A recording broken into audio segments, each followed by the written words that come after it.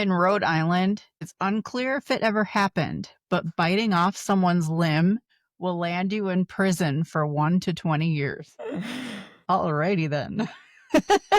Hi, I'm Lisa, and this is my sister Sam. Hey. Welcome to X-UMED. Tonight's episode, Prospect Cemetery.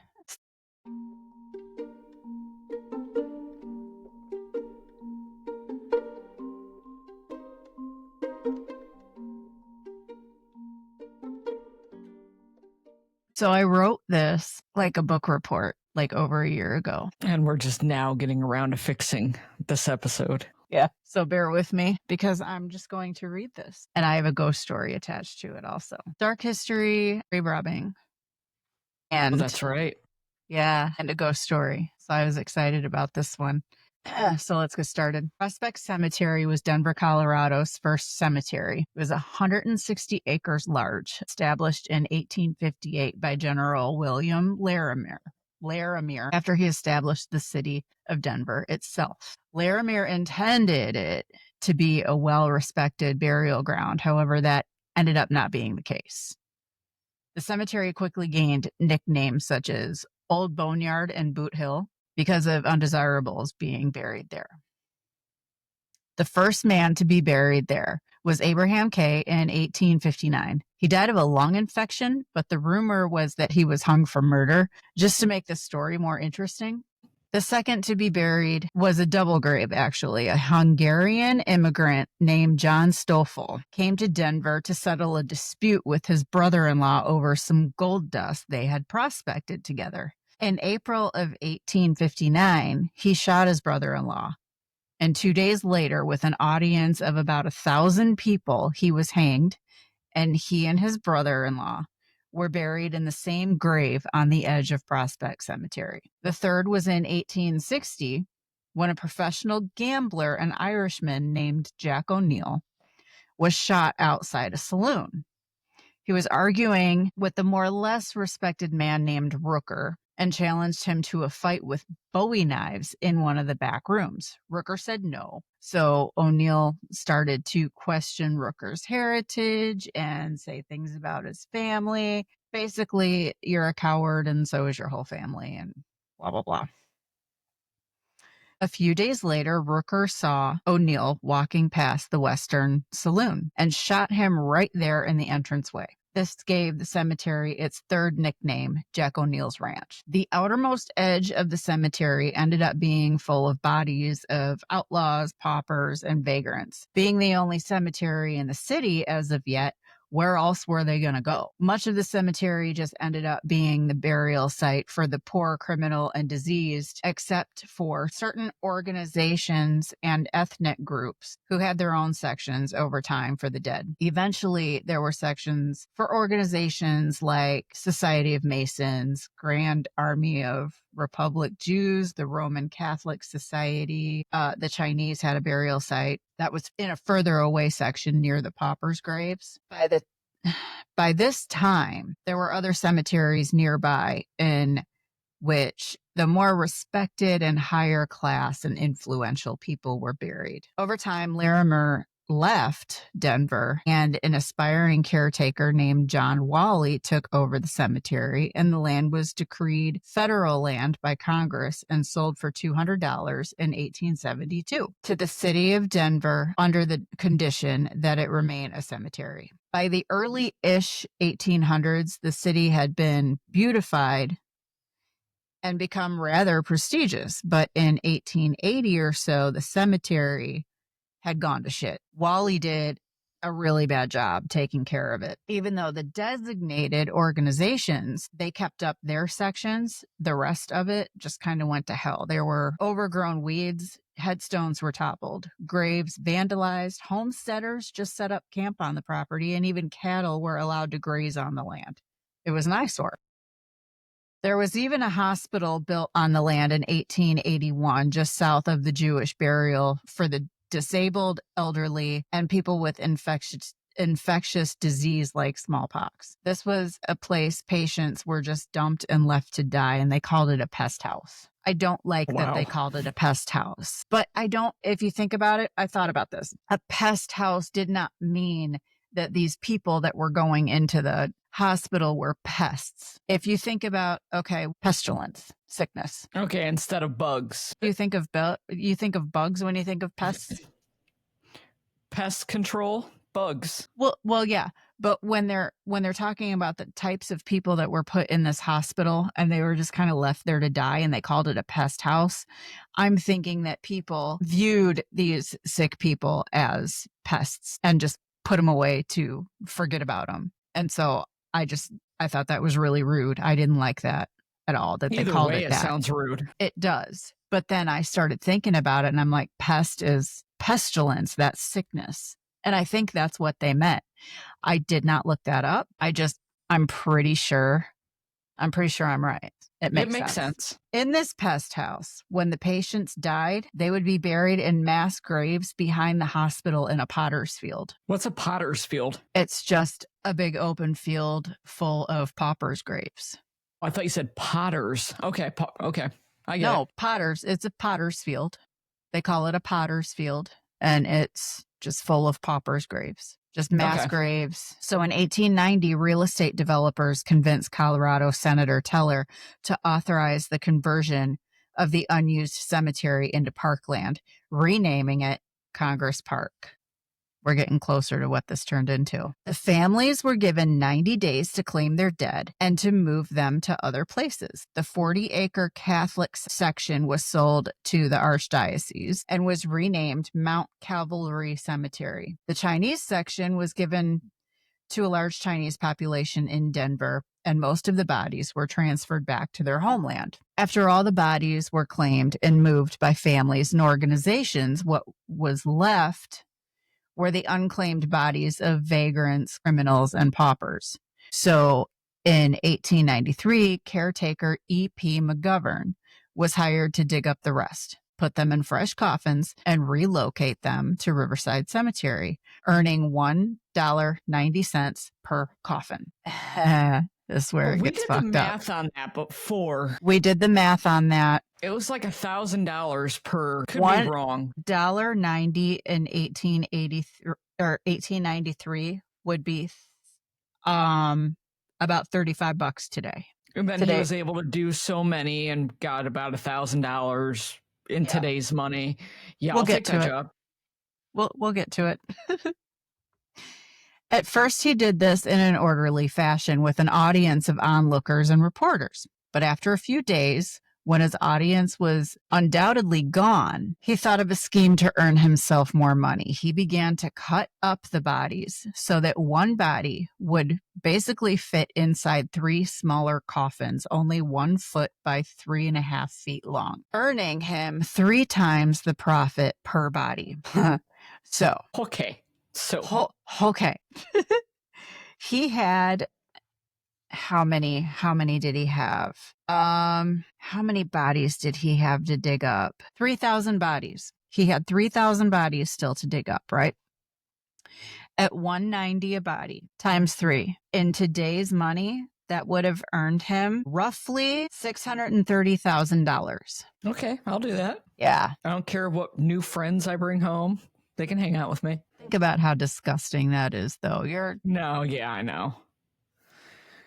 Gross. Okay. It was so disgusting, so disrespectful. He's just a greedy fuck, you know? Anyways, he was sloppy about it. He was leaving random body parts and pieces of old coffins littered all over the grounds. And there were souvenir hunters looting the open graves. Word got out, and the Denver Republican, I think that was a newspaper, published an article, The Work of Ghouls, explaining the situation at the cemetery. Immediately, the Health Commission began to investigate, and Mayor Rogers fired McGovern. For a while, the cemetery was left untouched with a wooden fence built around it, but the mess and the open graves and holes and all were just left there. At this point, McGovern had dug up about 1,000 bodies, and there was no new plan put in place to remove the rest. They were ultimately just left there. Preparations like grading and leveling to convert the land to a park began in 1894. However, the open graves were left open that whole time. It wasn't until 1902, 8 years later, when shrubs were planted that the graves were finally filled in. The park was completed in 1907, the remaining bodies still underneath. In 1909, a family donated money for a large marble pavilion to be constructed in the park on the condition part of the park be named after the patriarch of the family, Walter Scott Cheesman. You say Chessman, I say Cheesman. Everywhere I've heard says Cheesman. Google Translate says Cheesman. I think you're wrong and I'm right, but don't come at me if I'm wrong, guys. I live there, but I've heard it both ways. I say Chessman. Okay. If that's the way you've heard it the whole time, then, whatever. Both ways. Anyways, Walter Scott Cheesman died 2 years prior in 1907. So the pavilion in Cheesman Park was named after him. And that still stands in Cheesman Park, Denver, Colorado to this day. It's a great place. The pavilion is nice. People go there to read violin, do plays. You can go out into the entire area and it's people doing yoga, soccer, kids running around. Little do they know. Getting to it. The pavilion, though, is really, it's huge. It is. It's very nice. The picture of it that I saw, it almost looks like they put pot lights in because you can walk into it. Mm-hmm. But in one of the pictures, it looked like there was there were stairs going up to it, but underneath it, there was a place to put bathrooms. But I don't think that's the way it is it? The bathrooms are very nice. There are bathrooms in the pavilion. Yes. Okay. I've used them. They're very nice. Okay. It looks like a really, really nice pavilion. It is. So I guess what happened is that there was a smallish reservoir. I can't say that word right. Reservoir. Okay. In the Congress Park section that was converted from the Hebrew burial ground in 1923. And it's just a cute little pond. And there's like this little, it looks like a white marble gazebo on the side of it. That's really cute. I guess the Chinese section, after the bodies were relocated, was turned into the city tree and shrub nursery, then converted into an addition to Congress Park in 1930. Where the botanical gardens are now was the Catholic Church section. These bodies were relocated in 1950, the land being sold back to the city. So my understanding is that the majority of the old cemetery was where Cheesman Park is today. And then there's a residential area like separating that from Congress Park on the other side. There was an estimated 2,000 bodies still buried underneath Cheesman Park. As for the Potter's Field behind the hospital, those bodies probably were not removed either. I mean, why would they? No, graves probably weren't even marked. But I'm not sure where. I mean, I would have to have a map. I would have to have a map of the grounds because I'm not sure. I've never been to Cheesman Park. Well, when you're done with your story on this, I will tell a little bit of my experience when I was there. Okay. It'll coincide a little bit. Okay. All of it. Okay. So today, Cheesman Park is a very popular place in one of the oldest neighborhoods in Denver. It was rated hottest neighborhood in 2016. Walking past, you'll see people walking, biking, rollerblading, skateboarding, having picnics, doing yoga, playing volleyball, walking their dogs, etc. The park is the official gathering site for the LGBT and holds advocacy events, is the starting point of the Pride Parade, and home of the AIDS Walk. However, the darker side of its history makes it a very well-known haunted location, holding ghost tours and hunts around the grounds and inside certain buildings on the grounds. Certain residential homes in the area have been reported haunted as well. Immediately after the bodies began to be exhumed back in 1893, weird things started happening. For instance, a gravedigger, Jim Astor, presumably working for McGovern, was looting graves as he dug them up. He said that he felt a ghost land upon his shoulders. He immediately ran from the cemetery and never returned back to work. That's great. It's funny. Residents in the surrounding area began to report sad and confused looking spirits knocking on their doors and windows, and the sound of moans coming from the still open graves nearby.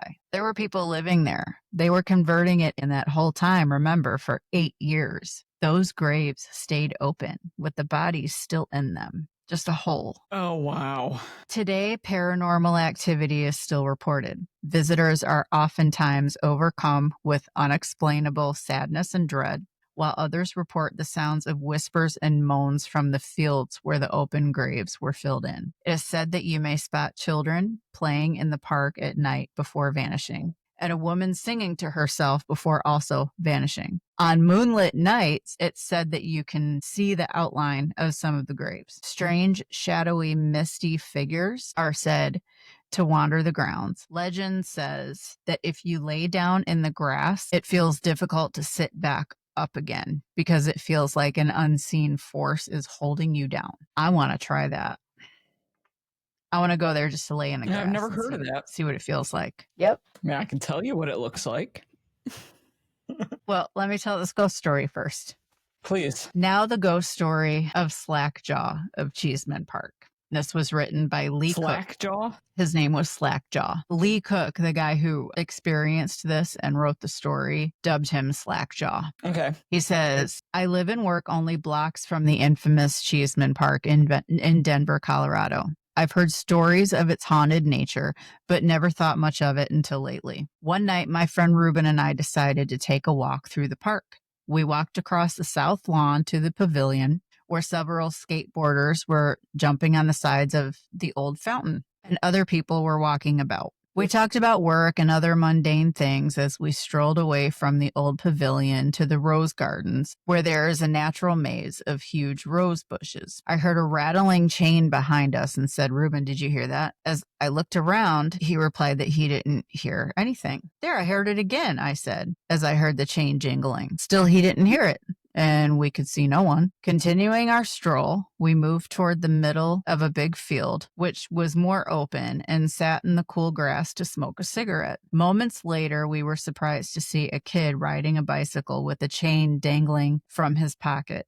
turning circles around a thin, pale man dressed in what appeared to be a shredded hospital gown covered with blood. The pair moving towards us. To say the least, we were petrified. As they grew closer, I saw the pale man's jaw was broken. He then approached us and asked for a smoke. As I handed him a cigarette, he said, did you see him? Dumbfounded, I said, who? The ones who did this to me. They stabbed me 15 times, the man said. He lifted his sleeves to show us what looked like very deep stab wounds in his arms, back, and chest. Horrified, I said, shouldn't you be in the hospital? He shook his head and said, they let me go because I had no money. He then warned us to watch out for them and repeatedly stated, I'm going to get them. When I reassured him that we would let him know if we saw them, the pair casually moved away from us into the darkness. When we could no longer see them, Ruben and I ran toward my apartment, never looking back. Afterward, we talked about what we had seen for a long time, both confident that we had seen and talked to the walking dead. So if you ever go to Cheesman Park at night, know that you might be questioned by a ghost in a hospital gown who continues to look for his killers. I have dubbed the ghost Slackjaw. This was submitted in November 2005. Okay, that's in a hospital gown? A bloody hospital gown. Yeah, no thank you, I'm good. It's fun to read about. I don't want to experience it. What I want to say about Cheesman Park is it was the inspiration for a couple of movies. One was 1980's The Changeling and 1982's Poltergeist. Wow. Yeah, that's all I know about Cheesman Park and Prospect Cemetery. I've been there a couple of times. I've been there during Pride, and you don't realize when you're there during Pride, you don't realize what you're doing, where you're at. It's just you're there for Pride. I've been there through just midday weekend. You can walk through the park and actually see some of the ground caving in a little bit. And that would be normal for a park. But if you know the history of it, yeah, those are graves. And you I got wanna like see kids that. playing soccer, people doing yoga. There's actually like a designated yoga place. You can look it up on Google Maps. And I think on the north side of the park, it actually says yoga. It's kind of messed up to think that all these people are there doing all these, wholesome things on top of graves that still have bodies in them. Yeah, Although, if you think about it, there are places like that everywhere. There are so many more dead people than live people, and we just kept burying them and burying them and burying them. There's no more room. But I have also read that after a certain amount of time, some cemeteries do redig. They dig up people and cremate them to make more room and that, like, refurbish the grave. I would kind of hope so. I feel like it's highly disrespectful, but at the same time, for environmental purposes. What else are you going to do? Yeah, exactly. Especially since, we know that when you bury a body, unless you're doing like a complete natural burial, which I want, by the way, you're putting them in a casket, and then you're putting that casket in a airtight vault, and you're putting it in the ground. Enough of those in the ground, and they're going to take up space. Then what are you going to do when there's no more space? So yeah, I mean, there's all kinds of hospitals and schools and just, houses. There could be bodies buried under the house I'm in right now, and nobody would know it. Well, considering what you're in the area of the War of 1812, you could be on a Native American burial ground for all we know. Well, I hope not. No, I hope not. I haven't noticed anything. But yeah, I mean, Cheesman Park it's a great place. It's pretty much right on the outskirts of downtown Denver. I haven't been there in years, but the botanical gardens right next to it is amazing. Everything around there is walkable, friendly, unless you're on Colfax and you don't go out there at night. But I guess the more you know. Yep. I want to go to Denver now. I want us to get on a plane and meet in Denver, and I want enough time to walk through Denver Airport and explore that whole place, because we need to do an episode on Denver Airport. I need to dig into that. But then we need to go to Cheesman Park. Okay. We'll do fun stuff there during the day. But I think the haunted tours are around Halloween time. So we'll go there then. Around Halloween time, we'll do some haunted tours. We'll bring some EMF meters. As long as we go to unsinkable Molly Brown's house, which I wish that I had done that while I lived there. That would be cool. Do you have a cemetery? I have two. We originally did this episode probably about 6 months ago, and my microphone was horrible. And I think this was the second or third episode we did. It was all right. It turned out very well, but then the microphone issue became a problem. We sounded terrible. Somehow I had lost so much of my information. I really don't know how. Today I was trying to go back through and fix that and get some of my information back. But I've got two cemeteries. One's in Oklahoma, one is in Ohio. The one in Oklahoma is called Old Agency Cemetery. It's also known as Union Cemetery. It was founded in 1858. It's on the north side of Muskogee, Oklahoma, off of Highway 69, somewhere between the Muskogee Turnpike and Shawnee Boulevard or Shawnee Avenue. There's roughly about 1,000 graves, although only 250 are actually marked. It's abandoned because it's neglected. Well, the history of this cemetery, it contains the remains of African Creek people who are part of the forced removal to Indian Territory in the 1830s and who were enslaved by the Muskogee Creek Nation tribe. In 1866, these people were freed by the Treaty of 1866 and went on to be prominent citizens of the Muskogee Nation. If anyone doesn't know, freedmen is people who were released from slavery. Well, I used to deliver to the first and which would be the oldest African-American community in Oklahoma. It's called Tulahusa. I've done a lot of research on it, like sitting on the couch, rainy night, just kind of looking up places that I would deliver to. And it's neat. They've got historical monuments kind of everywhere. There was an original school that when they were freed, they created their own community. They had a general laboral school, a market, all sorts of different things. The school ended up getting caught on fire, but the remains of it still stands. Like the general brick building of it, parts of it still stands. But what's so cool about the cemetery is it's probably about a mile down the road, and it is definitely very old. I think the last burial was roughly in the mid 1900s. I think I saw 1946 or 1952. But in order to get to it, you have to trespass through private property, which is behind a mechanic shop. There's a couple of mechanic shops. I can't quite remember which one it is as I drive by, but I don't want to also give that information out for people to trespass. There is an article taken from the Indian Pioneer Papers Project. It was written in the late 1930s, so about 90 years ago. It was showing a lot of neglect, but in the 1990s, the Oklahoma organization in an attempt to locate the graves by the U.S. Deputy Marshal, there was a small marker bearing his name and put into the cemetery. There's been a lot of people that have been trying to go in and clean it up, and you can't clean it up. The graves are overturned. There's rubbish everywhere. It's a safety hazard to go inside of it. The state has wanted to buy that land, but they haven't been able to because someone still owns it. They're not quite sure who owns it. They paid their property tax on it every single year, but it's a P.O. box and they can't exactly get a hold of them. So there has been cleanup efforts that have been going on occasionally since the 1990s. It's still private property. You can't access it. It is a safety hazard. But why everyone wants to get involved in it is they want to make it a national monument, a historical site, but the state can't get a hold of anyone. The state can't own it themselves yet. So knowing this about the Tulahusa, Oklahoma, most of the people that were buried in the cemetery are the original... Sorry, I Bless you. sneezed. Okay. Sorry, continue.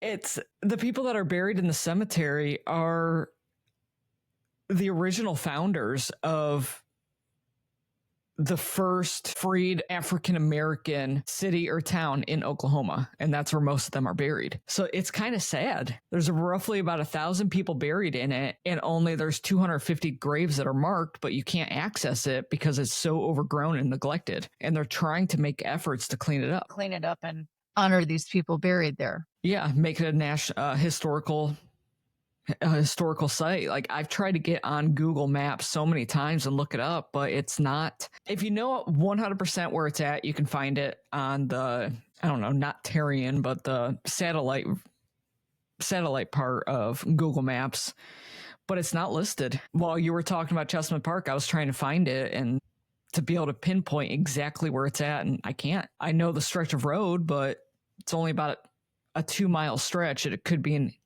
one of these two parts because there is another cemetery right underneath the turnpike on Highway 69. If you know where it's at, you can see probably about 10 headstones from the road, but that's something completely different. That's not part of the cemetery. No, it's not. But yeah, I mean, it'd be really neat if someone can get a hold of the owner, make this happen. Give respect to the people who are buried there and make it a historical national site for Oklahoma. Are there any haunted stories about it? Not that I can find. No, I mean, no one goes in there, but I'm sure the people in there are probably pissed in some manner. Maybe. Not every cemetery is haunted. No. Doesn't make them any less cool, though, you know? Yeah, I'd like to go in there. It would be neat. It's kind of a morbid thing to think of cemeteries as, you know, cool places. But if you look at it like from a historical angle, you know? That's what makes them cool.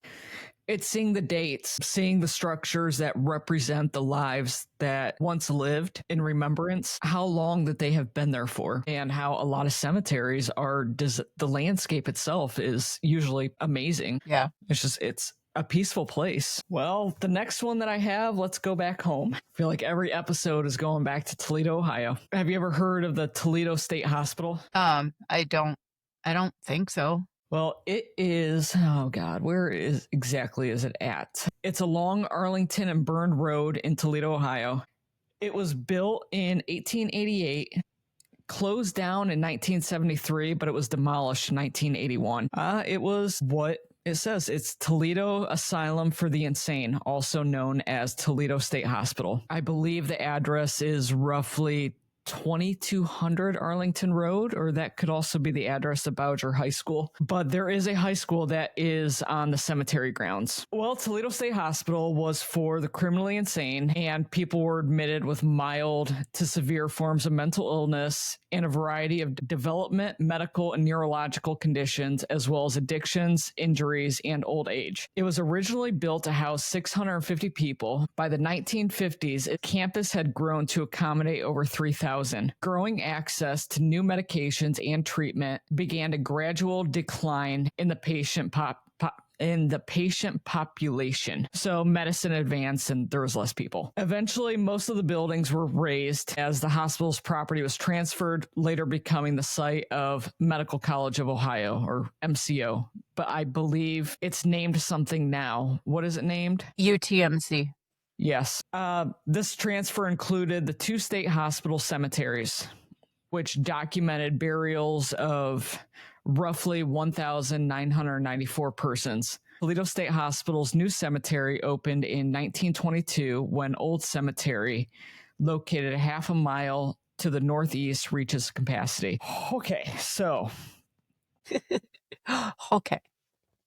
All right, so the state hospital wasn't anything crazy. Like, we have an episode on insane asylums, and I refer to, like, usually all the bad things that happen and the history of it. But this had nothing to do with that. It was essentially a home for people who couldn't live on their own, or their families couldn't take care of them, or they actually had mental instabilities. Like, there was a housing unit where you could learn pottery, woodworking, cooking. It was a community. So I can't say anything negative about it. I'm sure some things had happened, but for the most part, it was designed and used in a positive aspect. There were 2 cemeteries. One had been overgrown. Too many people were in it, so they created a new one. The new cemetery is a resting place of over 1,000 children and adults of different religions, nationalities, races, and occupations. They were admitted during a time when the state often assumed responsibility for people with disabling conditions. The state hospital became home for so many as length of stay could last a lifetime, also spanning decades.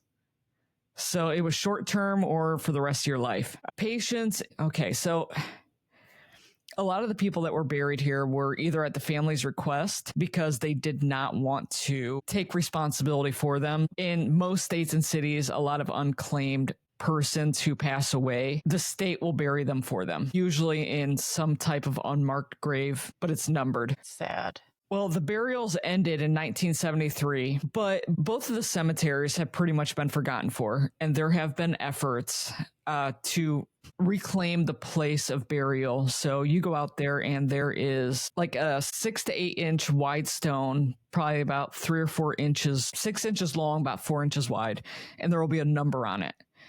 Anywhere from number 1 to 2000. Mm-hmm. And they're not exactly unmarked. They coincide with the burial records that the state hospital has. So you can go in. You look up the number and then there will be the name of the person next to the number. Yes. Or you can go in, if you know it by person, you can go in, hey, I'm looking for this person. What's the number? And go and find it. There is a Toledo State Hospital Cemetery Reclamation Project. since 2005. After clearing brush and debris, volunteers unearthed about 1,200 grave markers to assure that the cemeteries were not forgotten again, installed historical markers and monuments. Volunteers researched those listed in the burial log and found information on the identity of about 90% of those who were listed. All of the people buried at Toledo State Hospital were added to the Find a Grave database. Dozens of families were able to reconnect with their lost ancestors. Good. You can get on, I can't remember where I found it. I want to say it's through the Bowling Green State University database, but I also just typed it into Google, and there is a Excel spreadsheet that you can download for free of everyone who is buried there, as well as the marker number, and you can go find them. So Wow. while we're talking about like forgotten cemeteries and the negative impacts and what has happened, like trying to put a positive spin to the rest of the episode, because that almost never happens. Yeah, kind of. Yeah, you're right. But, Let's we're be positive for once. we talk about weird, morbid, fucked up things. So some of the episodes do not end well. I used to deliver there. You got the county coroner's office there. You've got the UTMC, which was MCO at that time. Down the road is Bowser High School. Didn't you say that there were bodies under Bowser High School still? I don't believe under, but they share the same land. Okay. Hospice of Northwest Ohio is there. Army Corps of Engineering is there as well. It's nice grounds, and if you don't know about it, you don't know about it. Yeah. Kind of one of those lost cemeteries. Like, there's so many across the country. Yeah. You could be walking through a metro park and not even realize that it once was a cemetery. Parts of it. Wolfinger Cemetery in Secor Metro Park. Yeah, that's right inside Secor Metro Park. Yeah. And it's a really cool cemetery. It's a teeny tiny cemetery, but it's really cool. And it's haunted. Apparently it is. Yeah. I've been wanting to go there at night, but I don't know how to get into a metro park at night legally. I don't think that you can access it at night, but have you ever been there? Yeah. Many times. Yeah. To Wolfinger Cemetery? Yeah, if I remember right, there are the lore behind it is on the edge of the cemetery amongst the trees. There's a couple of children and they come out and dance. They come out and play. I think so. If you go into the cemetery, let's say you're going into the entrance of the cemetery and you look all the way to the right, almost up against the tree line. I can't remember if there's a fence there or not. I don't think there is. I think there might be like a little iron bar fence around the whole thing, but then there's trees lining the whole thing. Anyway, right up against there on the edge, on the right-hand side, there are 2 or 3 tiny graves, and they're so old that you can't even see an inscription on them anymore. But you can tell that they're children's graves. And I think those are the kids that are supposed to come out and dance at night. Or play. I haven't thought about that cemetery in years. It's been a long time since I even looked it up. It's real. I mean, it's sad when you go there and look at those graves and you realize these are children, Mm-hmm. It's really sad, but the history of it, like how old they are. Mm-hmm. And they're still there. They're so old that you can't even make out what's etched on them anymore. That part of it is really cool because they're so old, So if you just separate that part from the fact that these were little kids, it's cool. Disturbing, but it's really neat. Yeah. You have to kind of compartmentalize certain things. Find peace. Yeah, when you're in a cemetery and you're like, oh, this is cool, you have to compartmentalize, because when you associate it with these are people buried here, especially if it's kids, it's so sad. But if you just kind of put that part of it away and look at it for its historical value, that's when it's cool. Yeah, I agree. that all we know about cemeteries for now? We've had our recent losses and whatnot, and try to get away from cemeteries a little bit for our sake. There are certain episodes that we waited to do because of things that have happened recently. But if we've tried to do this a couple of times, but with incidences that have happened in our personal lives with loss, we haven't been able to. Nor I don't think we exactly want to right now. Anyone who owns a Tesla. Yes.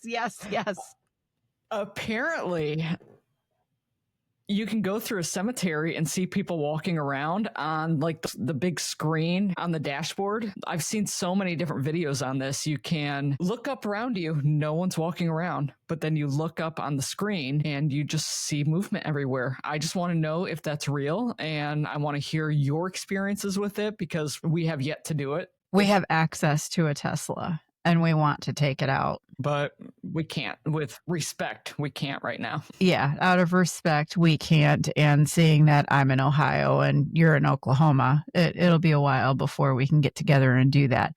But yeah, Teslas are supposed to pick up ghosts, and we're gonna find out when the time is right, and we will report back to you. Yes. We're going to take video. This has absolutely nothing to do with haunted cemeteries, but I'm going to end with this because it just popped into my head. I'm drinking Dr. Pepper, and it's just reminding me of something. I was on Facebook and somebody had posted something that said Dr. Pepper tastes like Abraham Lincoln looks. And for some reason, I get it. I understand. That makes sense to me. 2 things about Abraham Lincoln. Did you know that he used to be a professional wrestler? I've heard that. He was a professional wrestler, and out of 300 people he wrestled, he only lost once. He also had a bar. He opened up a bar with his best friend, but it didn't last long. They went bankrupt, and they had to shut the bar down because his best friend was an alcoholic and drank all their inventory. Those are 2 things that I know about Abraham Lincoln. Okay. And if I remember correctly, Abraham Lincoln is buried in Illinois? I don't know. I don't know. I just read those 2 facts, and the Dr. Pepper reminded me of him, and and the facts popped into my head, and they had to come out my mouth. So there you go. Okay, so. Okay. That sounds like the end. It's about that time, eh, Chips? Righto. Well, we hope you like this episode, and we hope you keep listening. Well, have a good night. Have a good night. See you next time.